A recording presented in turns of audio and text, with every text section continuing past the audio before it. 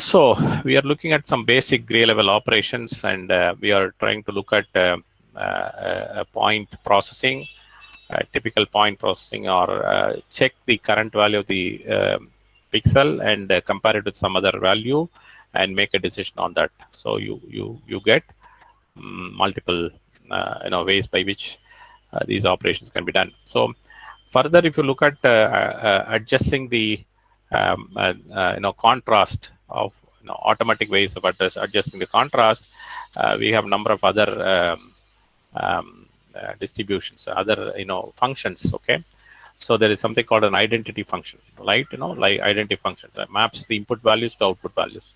Identity mapping. You have some nonlinear mapping, power law mapping, right? So you have logarithmic mapping. You have an inverse logarithmic mapping, exactly opposite to this. So it's exponential. Inverse logarithm is exponential. So of course you have the negative line. Okay, so image negatives. If you can project all these values onto this axis, you get the negative of the image. So